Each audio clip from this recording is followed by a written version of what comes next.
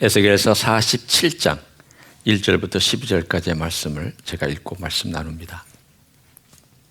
그가 나를 데리고 성전문에 이르시니 성전의 앞면이 동쪽을 향하였는데 그 문지방 밑에서 물이 나와 동쪽으로 흐르다가 성전 오른쪽 제단 남쪽으로 흘러내리더라.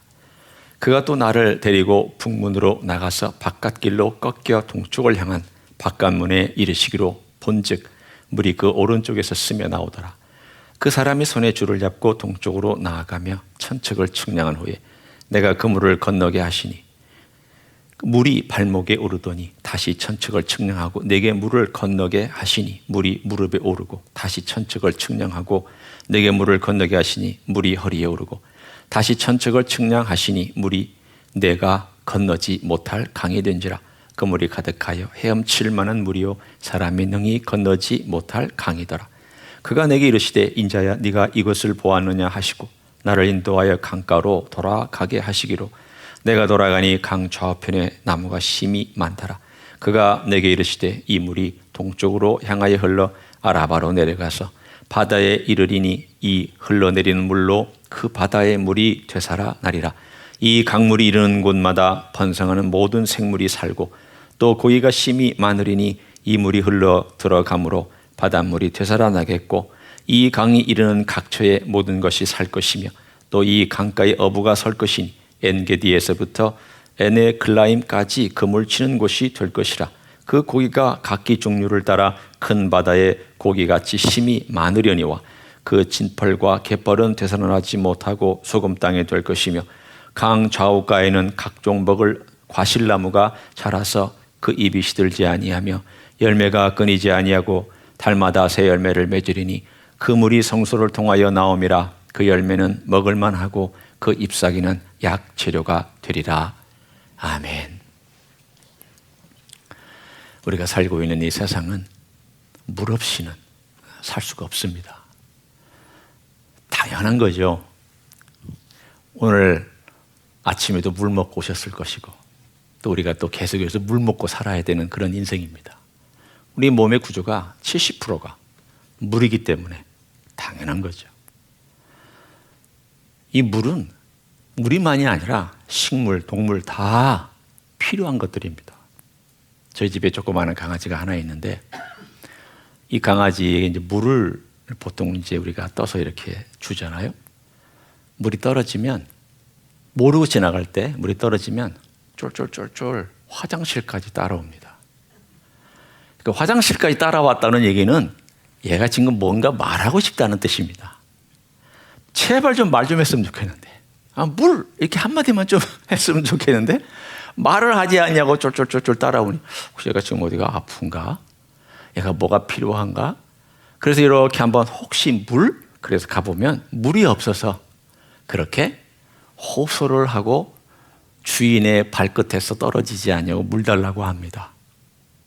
그러니 얼마나 물이 필요한 그러한 인생들이고 동물이고 식물이겠습니까? 이 지표면도 75%가 물입니다.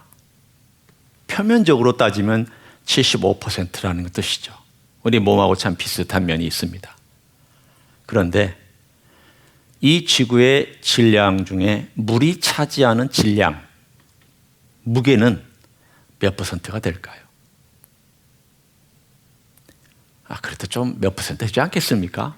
목사님이 이렇게 질문하는 걸 보니까 그래도 한 4, 5%는 되는 것 같은데 여러분 놀랍게도 0.03%밖에 되지 않습니다. 이 지구 전체의 물의 무게는 지구 전체 무게의 0.03%밖에 안 됩니다. 부피로는 몇 퍼센트나 될까요? 또 이 질문을 하는 거 보니까 목사님 좀 많이 나가진 것 같지는 않은데 그래도 한 2, 3%는 나가지 않을까요? 놀라지 마십시오. 0.15%밖에 되지 않습니다. 부피로도 별거 아닙니다. 그러니 그 정도 부피, 이 지구 전체 부피는 0.15%, 무게로는 0.03%밖에 되지 않는 이 물이 우리의 몸과 우리의 생명과 우리의 활동과 우리의 모든 것들을 사실은 좌지우지하고 있다라고 얘기해도 과언이 아니라고 말할 수 있습니다. 그 물 중에 오늘 본문은 더 중요한 물을 얘기해 줍니다. 우리가 예수님을 표현할 때 왕 중의 왕이라고 얘기하잖아요. 그런 영화도 있잖아요. 오늘의 이야기는 물 중의 물입니다. 저도 한번 처음 써보는 말인데 물 중의 물. 오늘 47장의 이 환상은 물 중의 물, 왜 물 중의 물이 되었는가에 대한 이야기를 오늘 우리들에게 전해주고 있습니다. 에스겔이 환상을 봅니다. 그런데 이 환상은 앞으로 일어날 일에 대한 환상입니다. 단순히 꿈같이 상징적으로만 지나가는 게 아니라 그의 몸인지 영혼이 빠져나와서 가는 건지는 모르지만 하나님께서 그를 미래로 데려가셔서 미래에 이루어질 그 일을 직접 보여주시고 직접 체험하게 해주셨습니다. 체험의 이야기입니다. 느꼈습니다. 어떻게 느꼈느냐? 천척, 약 한 530m입니다. 그냥 줄 잡아 이해하기 쉽게 500m라고 치죠. 500m를 간 다음에 천사가 가서 깊이를 쟀더니 발목에 잠겼습니다. 너 들어가 봐라. 에스겔이 직접 들어가서 발목에 물이 잠기는 것을 체험했습니다. 그리고 다시 천척 500m를 간 다음에 들어가 봐라. 들어가 봤더니 여기 무릎까지 왔습니다. 그 다음 다시 천척 500m를 쟀더니 들어가 봐라. 에스겔이 들어가 봤더니 물이 허리까지 왔습니다. 그 다음 다시 천척 500m를 재고 너 들어가 봐라. 그랬더니 얼마나 물이 깊고 많은지 그가 거기서 보면 헤엄하지 아니하고는 건너지 못할 큰 강이 되었더라. 그렇게 되어 있습니다. 제가 제일 좋아하는 성경 구절 중에 하나입니다. 왜냐?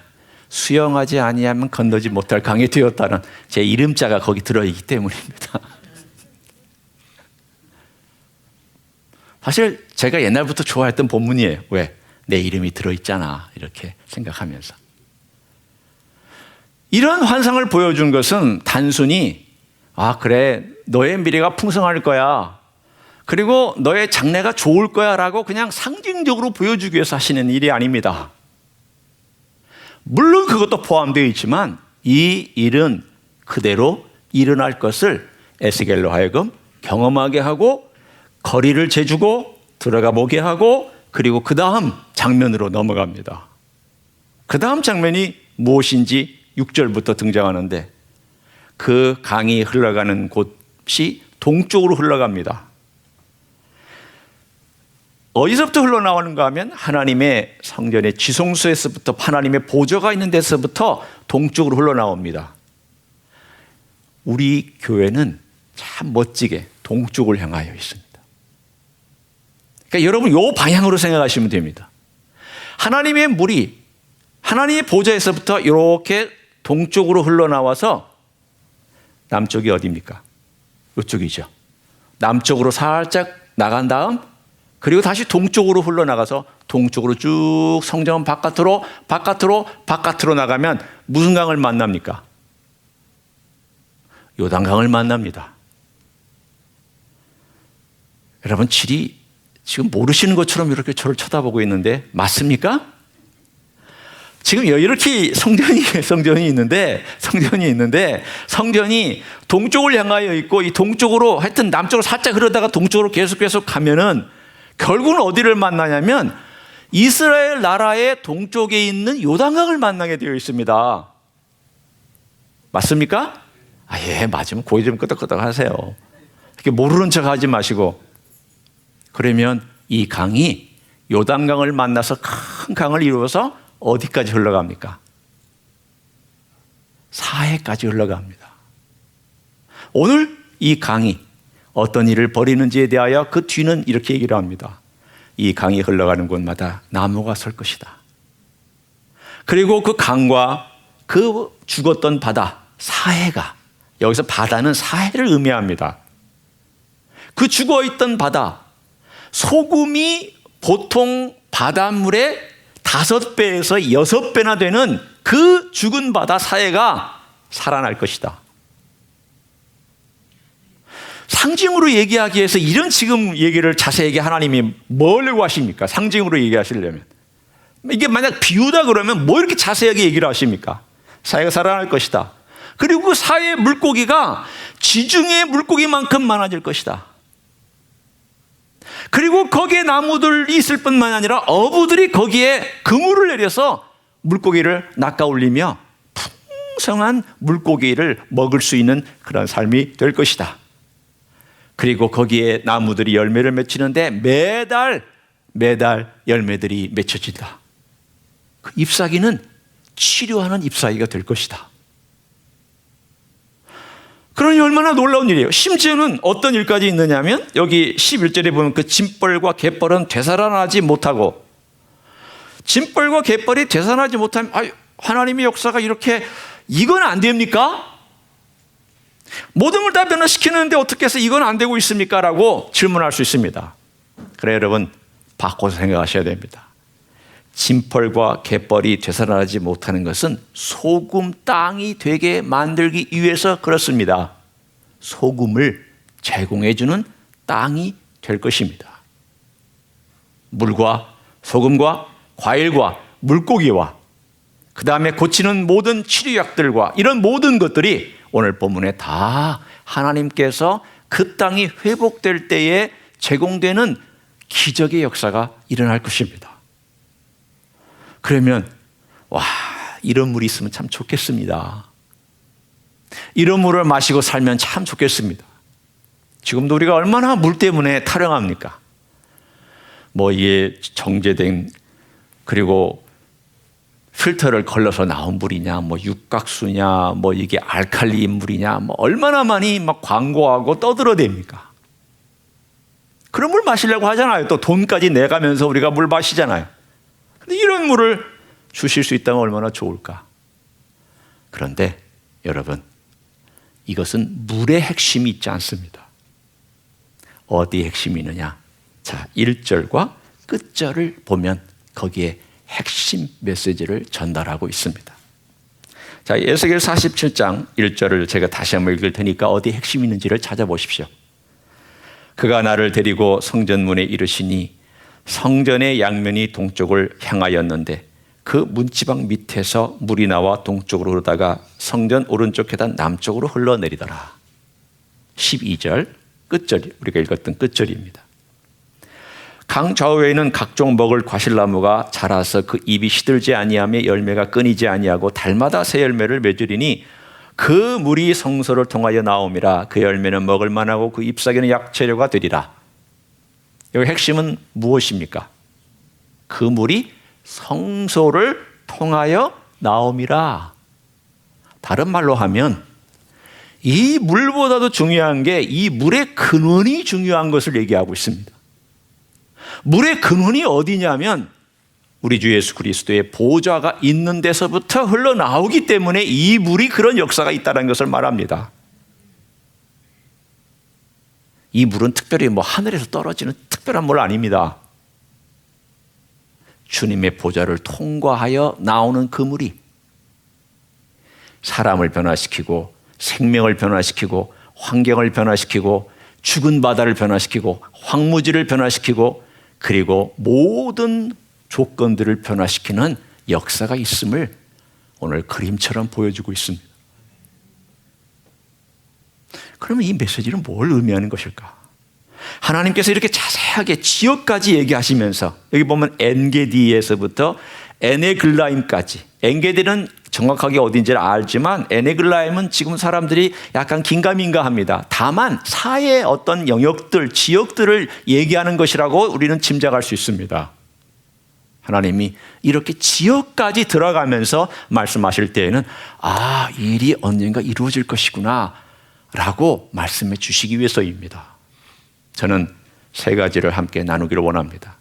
첫째는 과거와 현재와 미래에 관련된 의미입니다.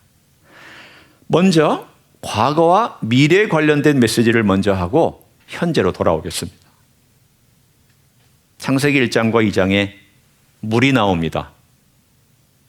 에덴 동산에서 발원한 물이 강 4개를 만들어서 흘러내립니다. 그 강에는 생명나무가 있었습니다. 선악과도 있었지만 생명나무가 있었습니다. 그런데 인간이 범죄함으로 에덴 동산은 폐쇄됐습니다. 누구도 들어갈 수 없고 누구도 그 안에서 생명나무도 어떤 것도 물도 마실 수가 없게 되었습니다. 천사 그룹들이 지키고 있기 때문입니다. 그리고 나서 오늘 드디어 인간이 망쳐놓은 파라다이스. 물론 하나님은 에덴 동산을 보호하고 계시지만 인간이 망쳐놓은 세계. 그래서 인간이 마시지 못하는 그 물, 인간이 먹지 못하는 그 생명나무의 이야기가 이리저리 전래동화처럼 흘러가서 어떨 때는 저런 이야기로, 어디 곳에는 이런 이야기로, 저런 신화로 다 둔갑하면서 사람들의 입가에서 입가로 전래가 되었습니다. 그래서 오늘 본문에 장차 다가올 천년왕국에서 이와 비슷한 이야기가 등장합니다. 주의 보좌로부터 물이 흘러내려가는데 그 물이 흘러가는 곳마다 살리는 물이 되고 그 물이 있는 곳에 나무가 열매를 맺어서 놀라운 것들을 보여주고 있다. 누가 행한 일이냐? 주님께서 스스로 행하신 일입니다. 인간은 망쳐놓는데 주님은 회복시킵니다. 인간은 부패시키는데 주님은 새롭게 합니다. 인간은 망치는 일의 전문가이들입니다. 여러분이나 저나 망치는 일의 전문가들입니다. 여러분이 저는요 안 망치고요 잘합니다. 목수일을 해도 잘 만들고 제도도 좋아서 잘합니다. 지금 제가 하는 거는 목수일 얘기하는 거 아닙니다. 우리의 영적인 상태, 우리의 정신 상태를 얘기하는 것입니다. 우리는 망치는 데 일가견이 있습니다. 주님은 새롭게 하는 데 일가견이 있습니다. 주님은 회복하는 전문가이십니다. 그래서 주님께서 회복시키셔서 천년왕국에서 그 회복된 것을 우리들에게 보여줍니다. 봐라. 첫째 아담인 아담이 망친 것을 마지막 아담, 둘째 아담인 내가 회복시켰다. 너희들이 그렇게 기대하고 너희들이 그렇게 에덴 동산 같은 데서 있으면 좋겠다라고 한 그 에덴 동산 같은 곳에서 너희들이 한번 살아봐라. 내가 그런 땅과 그런 나라를 너에게 줄 것이다. 주님께서 오늘 47장을 통하여 그 샘플로 오늘 한 지역을 떼서 우리들에게 보여주는 것이 47장입니다. 여러분 47장만 있다고 생각하시면 안 돼요. 그 나라가 되면 대한민국이 어떻게 변할지 궁금하기도 해요. 지금의 미국 땅이 어떻게 변할지 궁금하기도 해요. 천지개벽이 일어나서 다 바뀔지 뒤엎어질지 잘 모르겠어요. 그러나 많이 바뀔 것 같아요. 하여튼 중요한 것은 하나님께서 이 땅에 오셔서 우리 주님께서 이 땅에 오셔서 다스릴 그 나라가 이런 멋진 나라가 될 것을 바라보고 있어요. 여러분 그러나 한 가지 에덴 동산과 다른 것이 있습니다. 그건 바로 생명나무가 없습니다. 여기 잘 보시면 생명나무는 아니에요. 강 좌우에 각종 먹을 과실나무라고 되어 있지 생명나무라고는 안 되어 있어요. 이 생명나무는 어디서 다시 등장합니까?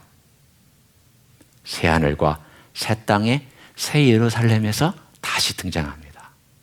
요한계시록 22장입니다.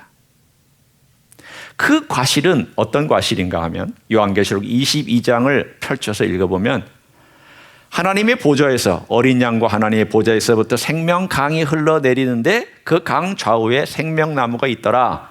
그리고 그 생명나무에서 12종류의 과실이 맺힌다. 매달마다 12종류의 과실이 맺힌다고 나와 있습니다. 목사님, 좀 말이나 되고 논리적으로 말이 되는 얘기를 하십시오. 아니 한 나무가 한 과실을 맺지 않습니까? 사과나무가 사과를, 배나무가 배를, 감나무가 감을 맺지. 어떻게 배나무에서 감이 나오고 배나무에서 사과가 나오고 배나무에서 귤이 나올 수 있습니까? 제 말이 맞습니까? 틀립니까? 맞죠. 이 세상의 원리는 한 나무에서 12종류의 과실이 맺힐 수가 없습니다.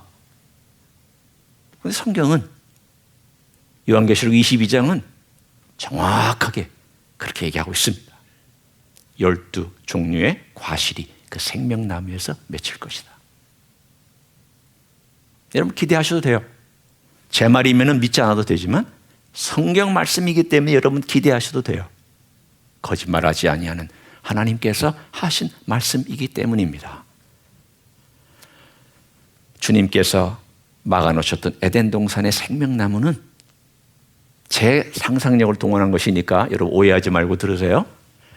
떠다가 주님께서 새하늘과 새 땅에 심어 놓으셨는데 그 나무가 하나만 있는 것이 아니라 생명나무 주변에 쫙 하고 맺혀 있어서 뿌리를 내리고 있어서 그 많은 생명나무에서 누구든지 와서 그 열매를 따먹어도 된다. 누구든지 천국에 있는 자는 다 와서 따먹을 수 있게끔 주님께서 그렇게 우리에게 풍성하게 베풀어 주실 것입니다. 따라서 오늘의 이야기는 에덴 동산에서 있었던 일이 앞으로 천년왕국에서 어떻게 이루어질 것인가에 대한 것을 예고하는 내용입니다. 뿐만 아니라 그 천년왕국에서 있었던 이야기가 더 장차 새하늘과 새 땅 영원한 나라에서 어떻게 이루어질지에 대한 것을 얘기해 주는 내용이기도 합니다. 이것이 신실하신 주님께서 이루어 가실 일입니다. 그림을 자꾸 그려보세요. 여러분, 미래에 대한 그림을 확실하게 그리는 사람과 오늘에만 집착하고 오늘에 먹을 것, 오늘에 누릴 것, 오늘의 기쁨에만 집착하고 사는 사람의 삶의 길은 다릅니다. 미래를 자꾸 생각하세요. 미래에 초점을 두세요. 미래에 내가 그 나라에 들어갈 수 있을지를 늘 돌아보세요. 그리고 미래에 그 나라가 어떤 나라인지를 상상력을 동원하세요. 주님께서 주신 상상력을 가지고 충분히 생각하세요.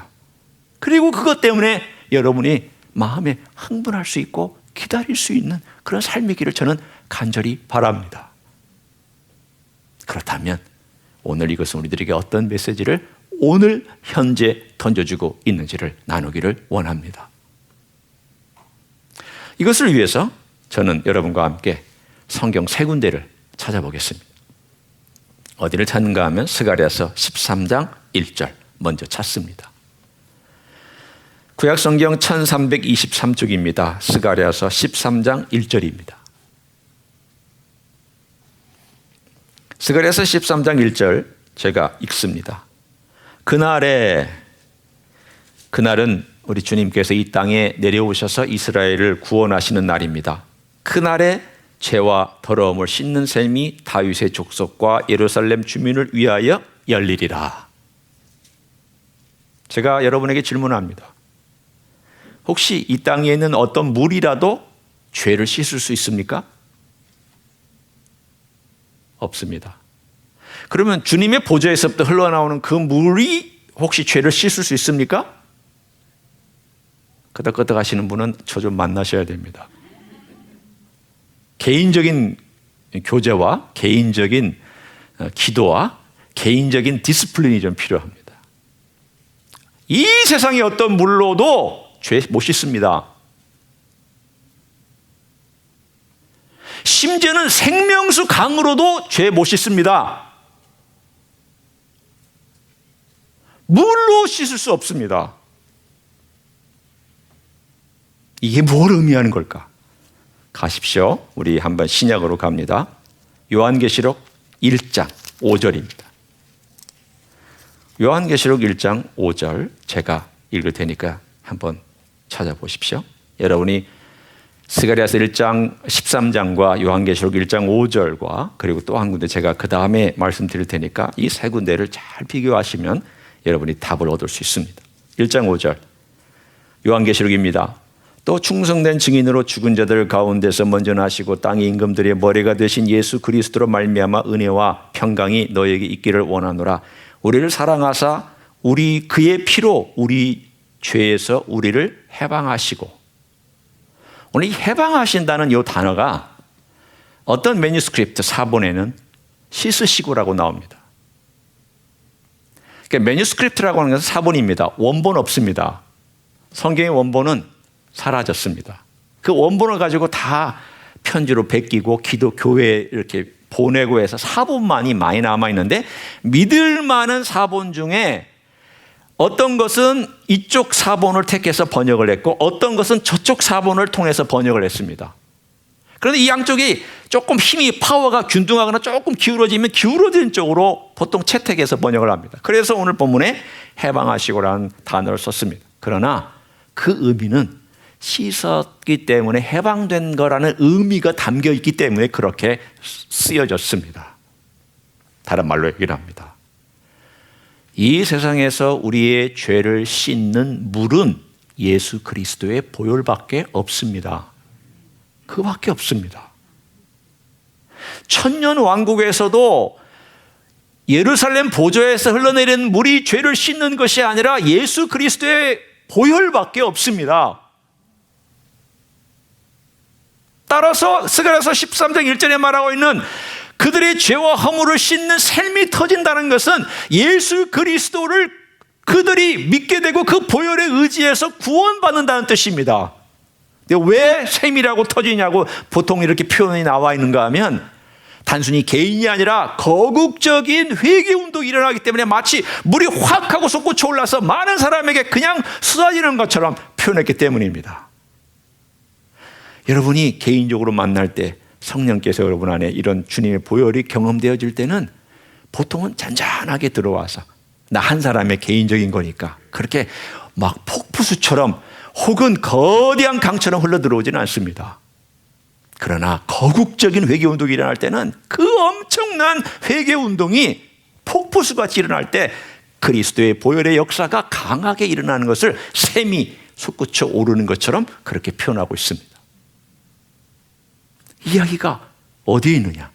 요한복음 4장에 있습니다. 자, 요한복음 4장으로 돌아가서 제가 여러분과 함께 이 이야기를 또 종합해 보려고 합니다. 요한복음 4장 10절입니다. 요한복음 찾기 쉽죠. 워낙 유명한 성경책이니까. 제가 요한복음 4장 10절을 읽습니다. 예수께서 대답하여 이르시되 네가 만일 하나님의 선물과 또 네게 물 좀 달라는 이가 누구인 줄 알았더라면 네가 그에게 구하였을 것이요 그가 생수를 네게 주었으리라. 한 여인에 대한 주님의 만남을 오늘 묘사하고 있습니다. 이 여인은 남편이 5이었다가 6번째 남편도 남편이 아닌 참 불행한 인생을 산 여인이었습니다. 정처 없습니다. 평화가 없습니다. 부끄러워서 남들은 오전과 저녁 때 해질 때 물을 길러 나오는 그런 때에 이 여인은 한 대낮에 물을 길러 나오는 참으로 도덕적으로도 부끄러운 인생을 살았던 여인입니다. 요즘 말로 하면 팔자가 드세다고 얘기할 수 있는 사람입니다. 남들이 다 저 여자는 정말 상종하지 못해 라고 얘기하는 그런 여인이었습니다. 그런데 오늘 주님께서 이 여인을 만나서 물에 대한 얘기를 합니다. 그리고 내가 너에게 생수를 주었을 것이다. 네가 누군지 알았다면 내게 구하면 너에게 내 생수를 줄 수 있다. 자, 14절을 보십시오. 내가 주는 물을 마시는 자는 영원히 목마르지 아니하려니 내가 주는 물은 그 속에서 영생하도록 솟아나는 샘물이 되리라. 오늘 스가랴서 13장 1절과 요한계시록 1장 5절과 그리고 요한복음 4장 10절부터 14절까지 얘기를 통해서 우리가 종합해본 이런 얘기입니다. 예수 그리스도의 피가 우리 안에 들어와서 우리의 내면의 세계, 내면의 존재를 적실 때, 만날 때, 그 물이 흘러 들어올 때, 그 피가 들어올 때 그 안에서 샘이 솟구쳐 나와 생명의 역사가 일어나는 것을 오늘 이 새 본문은 우리들에게 말씀하고 있습니다. 어제 계속해서 이게 어떻게 일어나는 것일까? 단순히 예수님 믿으면 구원받는다. 이걸 상징적으로 말하기 위해서 예수님은 이미 과거에 피 흘리셨고 그걸 믿는 것이 구원받는 것이다. 그래, 그건 분명히 내가 아는 거야. 그리고 모두가 다 알고 있지. 그런데 우리가 찬송을 부르면 주의 보혈 능력이 있도다, 주의 피 믿어, 그러면서 현재 내가 있는 이 보혈이 마치 지금도 나에게 역사하는 것처럼 찬양하고 있잖아요. 신학적으로 이걸 어떻게 해석하지? 이 보혈은 지금도 나에게 흐르고 있는 걸까? 그래요. 여러분, 분명히 이게 내 내면의 어떤 존재, 주님의 피가 처음 내게 들어와서 죽었던 나를 살려내는, 그래서 생명의 근원을 여기다가 만들어내요. 예수님의 피가 내 안에 들어와 내 영혼과 접촉되면, 제가 여기서 얘기하는 것은 어떤 물질적인 피를 얘기하는 게 아니에요. 주님의 그 피와 연관된 어떤 주님의 그 보혈과 관련된 무언가가 내 안에 들어오는 거예요. 저는 뭐라고 설명할지를 모르겠어요. 그게 들어오면 내 영혼을 살리고 내 양심을 깨끗하게 해요. 히브리서에 보면 양심을 깨끗하게 한다고 되어 있어요. 그리고 마음을 계속해서 씻어줘요. 여러분 마음은 한 번에 씻기지 않아요. 여러분의 영혼은 한 번에 씻겨서 구원받지만 여러분의 마음은 매번마다 씻겨져야 돼요. 그래서 이 고백이 나오는 거예요. 이 하나님의 그 놀라운 보혈이 내 안에서 샘이 나오듯 마르지 아니하는 샘이에요. 만일 한 번 씻기고 끝나면 굳이 무슨 샘이라고 얘기를 해요. 샘이란 파운틴이잖아요. 파운틴은 뭐 하는 건데요? 물이 퐁퐁 계속 나오는 거예요. 계속 나오는 건 뭘 의미해요? 내 안에서 이 주님의 보혈의 역사가 계속 일어나서 나를 깨끗하게 씻어주는 역사가 계속 일어나도록 한다는 그런 뜻이에요.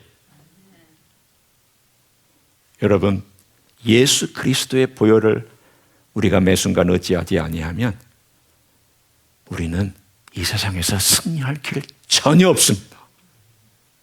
제가 세브란스 병원에서 수술을 받고 한 달 동안 입원해 있는 동안 제 기도의 제목이 이것이었습니다. 주님, 에스겔 47장 그리고 요한계시록 22장에 주님의 보좌에서부터 생명의 물이 흘러내렸습니다. 주님, 부족한 제가, 아무것도 아닌 제가 참으로 수술을 받고 주님 앞에 조용히 엎드려서 기도합니다. 주님, 제 안에 주의 생명의 물이 흐르게 하여 주시기를 원합니다. 주님의 소생시키는 물이 제 영혼 안으로, 제 몸 안으로 흐르게 도와주시기를 원합니다.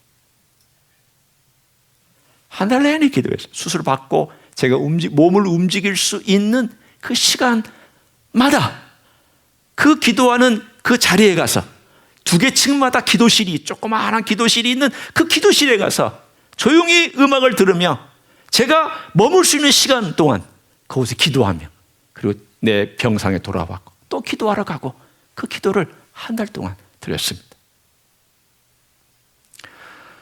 건강을 회복했습니다. 저는 그때는 주님이 내 기도를 들어주셔서 내 몸에 주님의 생명의 역사를 일으켜 주셨구나 감사하고 또 주님께 찬양했습니다. 그러나 시간이 지나고 나서 알았습니다. 뭘 알았는가? 주님은 내 몸을 회복시키는 것보다 더 놀라운 일을 행하셨구나. 나를 죄에서부터 해방시키시고 그 죄의 굴레로부터 해방시키셨구나. 여러분, 죄는 죄로만 끝나지 않아요. 죄는 우리를 노예로 삼고 있는 여러 영역들이 있어요. 쉽게 얘기하면 콜로니가 있어요. 죄가 있고 죄의 콜로니가 있는데 그 죄의 콜로니가 여러 영역에서 남아있어요. 고집스러움, 마음의 완악함, 자기 중심의 생각, 하나님 따라가지 않냐고 날 따라가고, 남들 쉽게 비판하고 남들 쉽게 정죄하고, 그리고 내 하고 싶은 거 먼저 하고, 주님보다는 내 명예와 내 욕망과 내 지위와 내가 하고 싶어하는 어떤 목표에 도달하려고 하고. 제가 병원을 떠난 다음에 계속해서 제 머릿속에 떠오르는 것들이, 그런 것들로부터 주님께서 저를 자유롭게 깨트려 주기 시작하셨어요. 주님의 보혈이 나를 이 육체의 연약함에서부터 해방시켜 준 것보다도 더 중요한 해방이 나를 이 죄의 사슬과 또는 잘못된 노예의 사슬에서부터 나를 해방시켜 준 것이 더 기적이구나. 주님의 보혈은 이런 역사가 있습니다. 여러분, 이 땅 위에서 우리는 육체가 늘 건강하지는 않아요. 제한 많아요. 어떤 분은 이런 본문 가지고, 야, 우리가 사는 동안에 우리는 늘 건강해야 되고, 우리는 늘 잘 돼야 되고, 우리는 늘 축복받고, 우리는 이런 풍성한 삶을, 생명의 물이 흘러가니까 막 독수리처럼 막 날아오르고 건강해서 모든 걸 다 휘어잡을 것처럼 그렇게 얘기를 하지만, 죄송합니다. 우리 주님조차도 겟세마네 동산에서 그 기도가 응답받지 못했습니다. 주님 고난의 길 가셨습니다. 고난도 있습니다. 병이 안 나올 수도 있습니다. 힘든 인생길 걸어갈 수 있습니다. 이 세상에 있는 거는 육체의 제한이 많습니다. 그러나 먼저 이 땅에서 우리가 영혼의 자유함을 누리는 사람이 진짜 해방과 자유를 누리는 사람인 줄로 믿습니다. 제가 목회 30년 하면서 이걸 못 빠져나오는 나나 이걸 못 빠져나오는 교회 교인들을 보면 정말 안타깝고 답답합니다. 자기 중심의 생각을 하고 있기 때문에 이걸 빠져나오지를 못해. 이걸 나오지를 못해가지고 그 얽매에서 노예처럼 살아가는, 지금 제가 여전히 빠져나오지 못한 영역이 있을 것입니다. 그런데 제가 빠져나온 다음에 보니까, 아, 내가 얼마나 내 중심이었나, 얼마나 내가 내 욕망을 가지고 살았나, 내가 주님을 위해서 한다고 그러면서 다 나를 위해 살았구나, 이게 눈에 보이니까, 와, 주님께서 나를 이 죄의 굴레와 속박에서부터, 그리고 편향적 사고와 이런 굴레로부터, 그리고 관습과 잘못된 습관으로부터 깨우쳐 주시고 빠져나가게 한 것이 기적 중에 기적이었습니다. 그걸 여러분 위해서 기도하십시오. 주님의 보혈로 제가 지금 쇠사슬에 묶여있는 나 중심적이고 이기적인 그 쇠사슬을 주님의 보혈이 끊어주십시오. 그 두꺼운 막을 깨트려 주십시오. 주님의 샘물이 올라오는데 그냥 누르고 있는 바위 같은 완고함과 무지함을 주님 깨트려 주십시오. 여러분, 샘물이 있으면 뭐합니까? 바위로 누르고 있는데.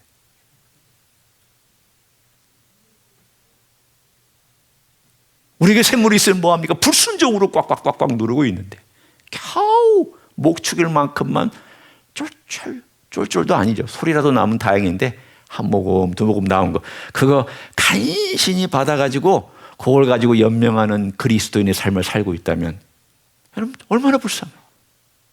우리 주님은 그냥 풍성하게 주시려고 오늘 본문에 그 물이 깊어서 수영하지 아니하면 건너가지 못할 만큼 그만큼 주시겠다고 약속을 했는데, 그게 하나님의 약속인데 나는 그걸 못 누리고 있다.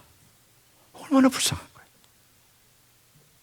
오늘 이 본문은 현재 우리에게 너의 마음속이 에스겔에서 보여주고 있는 그 환상의 그 그림 그대로 축소판으로 이루어지고 있느냐라고 질문하고 있는 내용입니다.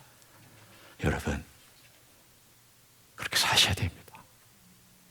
얼마나 주님께서 그걸 바라고 계시는지. 우리 주님께서는 자유와 해방이에요. 얽매이지 마세요. 나 자신의 것들에 얽매이지 마세요.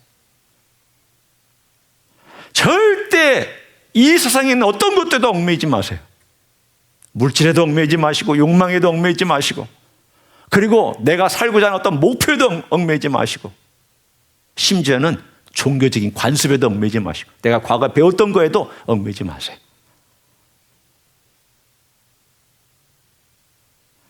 만일 여러분이 내가 지금 생각하고 있는 어떤 성경적인 자세와 이런 표현들이 뭔가 굳어져 있는 것입니까? 라고 생각이 들거든. 저 찾아오세요. 저하고 좀 대화해요. 제가 뭐 틀렸다 맞았다를 하기 전에 성경 안에서 이것은 이렇습니다 라고 제가 얘기해 드릴 수 있어요. 저도 틀릴 수 있지만 저는 제가 아는 지식과 제가 아는 성경의 도움과 성령의 인도하심으로 여러분의 충분히 설명해 드릴 수 있어요. 만족스럽지 않을 수도 있지만 우리 주님께서 이 땅에 있는 동안에 과거에 잃어버렸던 에덴 동산에서 우리 주님과 우리와 가졌던 그 교제를 이 땅에서 부분적으로나마 회복하고 발판을 마련하신 다음 천년왕국에 들어가서 주님께서 피지컬한 회복까지도 주시는 날이 올 것입니다. 지금은 여러분의 피지컬한 이 바디는 완전한 회복은 없어요. 죄송해요. 저는 여러분이 완전히 회복되고 건강해지라고 좀 그렇게 말을 하고 선포하고 싶은데 그렇게 선포하지 못해요. 우리는 아파요. 우리는 죽어요. 사도 바울도 얘기했습니다. 우리의 겉은 후패하나. 아니 사도 바울 같은 분이 우리 겉이 후패하다고 얘기를 했는데 아니 부흥사들은 괜찮대. 괜찮다고 예수 믿으면 잘 된다고 건강하다고 얘기를 해요. 사도 바울하고 부흥사하고 누가 맞아요? 사도 바울이 맞죠. 우리는 후패해요. 아파요. 우리 육체는 피지컬한 바디는 이 땅에서 부분적으로 힘들고 어려워요. 그러나 주님께서 이 땅에서 우리 주님 때문에 누리는 정말 영혼의 기쁨이 있기 때문에 그 기쁨 때문에 육체가 감당하기도 하고 어떨 때는 건강을 회복하기도 하고 어떨 때는 이 땅에 살아가는 기쁨 때문에 몸이 어려움을 이겨내기도 해요. 그러다가 천년왕국에 가면 피지컬한 레스토레이션이 회복이 있는 거예요. 그때에는 완전한 회복이 있어요. 주님이 직접 다스리시니까.